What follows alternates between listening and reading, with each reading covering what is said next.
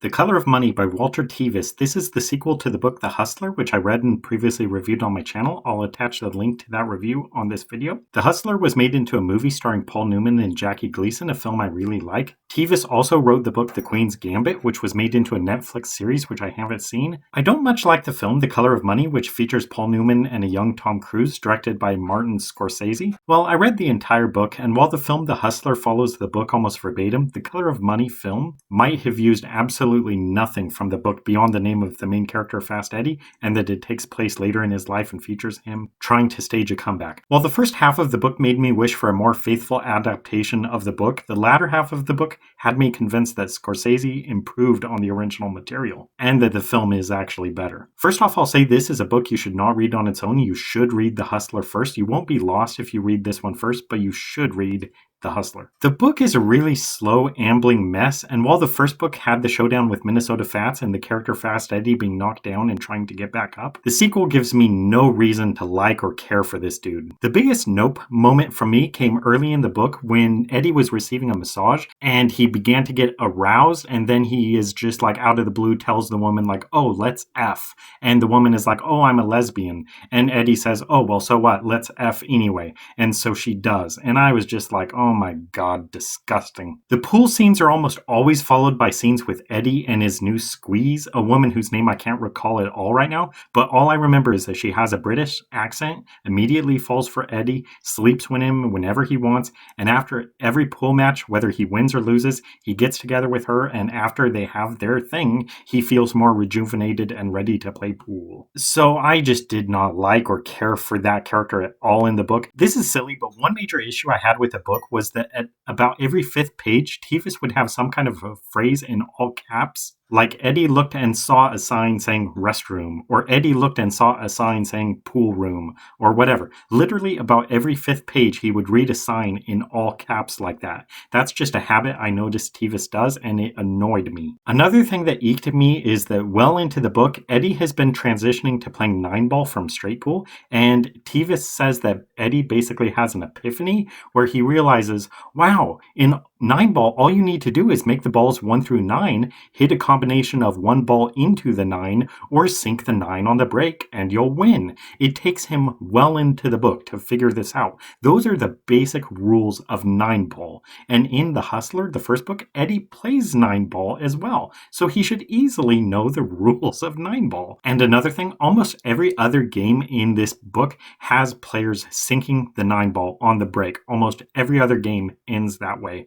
I found it ridiculous because even though that does happen for sure, in the book it's like clockwork. Every other game, they sink the 9-ball on the break. It should be a pretty rare feat, not every other game. Then in the final tournament, we quickly learned that they have a loser's bracket where if you lose any game, you will get to keep on playing matched up against the losers. And at the very end, the winner from the winner's bracket will play the winner from the loser's bracket for first place. As soon as Tevis said that, I knew how it would end. It would end with Eddie clinching the loser's bracket and winning the tournament, because the whole idea of The Hustler is that Eddie is a loser. So here in this book, he would be the champion of the loser's bracket. I saw it a mile away, and I was hoping that Walter Tevis would come up with some kind of subversion of those expectations, but I'm not going to say how it ends. You could probably guess. I also thought it was awful that they would have this tournament where the winner of the winner's bracket goes undefeated for the entire tournament and finishes in first,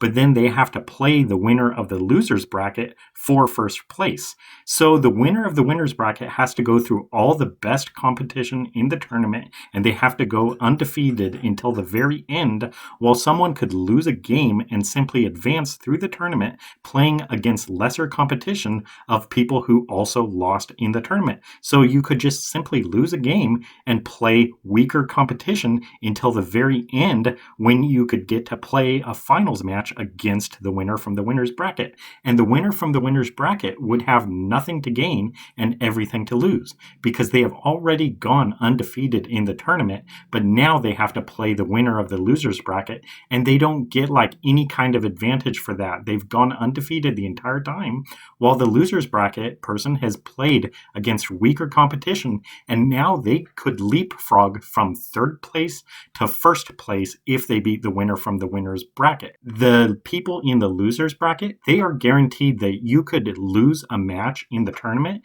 and you are not eliminated. You still get to play in the loser's bracket.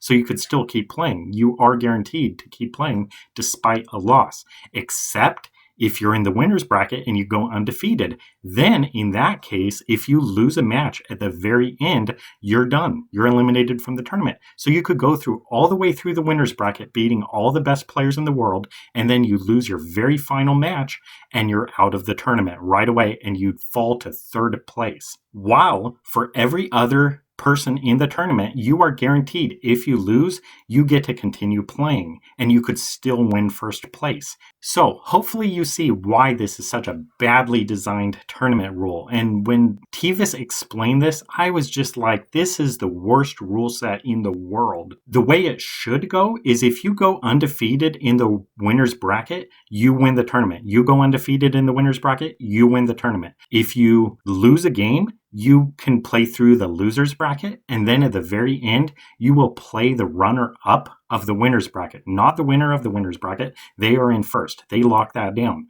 But for the runner-up of the winner's bracket, you can play them for second place. So whoever wins that final match, that match is basically to decide who finishes second and who finishes third. But you should not be able to deliberately lose a game, play against much weaker competition, go to the very end, and then leapfrog from third to first. While the person from the winner's bracket goes undefeated, they lose once, and then they fall from first to third, and there's nothing they can do about it, and they get no do-overs. They get no second chances. That is the worst system designed ever. So the way it should work, the final match should be the loser of the winner's bracket, basically the runner-up of the winner's bracket, playing the winner of the loser's bracket for second place. So anyway, that was just something that kind of drove me crazy. And then at the very end, so I'm suffering through this entire book, just hoping that, something's going to happen at the end to make this all worthwhile. And really, I began to start hoping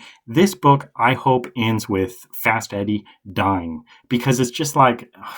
This book is bothering me so much because it's about nothing except him having sex with this beautiful English lady, and that's all she exists for, is just to sleep with him and just tell him how great he is and how he needs to play pool. This old guy coming back and beating all these young kids who are playing pool, and he comes back to win this tournament in his old age. So I'm just beginning to think, I hope this book ends with some kind of subversion or whatever, kill off Fast Eddie for some reason, to actually, have something serious happen at the end, rather than just, Eddie wins the tournament and he gets the girl and he gets the money. That's so predictable. And even though you could kind of guess how it ends, how it actually ends, the very end of the book, instead of having any kind of meaningful line or something with Eddie, it just changes to where Eddie looks and he watches an old man playing craps. And that's how the book ends.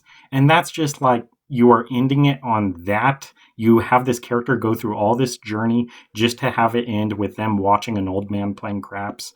That's how you conclude his story. So yeah, I just really did not like this book. I'm glad that I read it, I suppose, just because I do like the film, The Hustler. I liked the book okay. The book was pretty much verbatim with the film, but the Color of Money book, the movie, had nothing similar to it. And really, after reading the book, I think I can see why. So yeah, I can't recommend the book. Really, I can't do anything more than just to give the book 2 stars. I would really kind of want to give it 1 star, but I'll just give it 2 stars just because. But it was definitely a very frustrating read. And to grind through all the book just for that ending, kind of a waste of time. 2, 3, 4.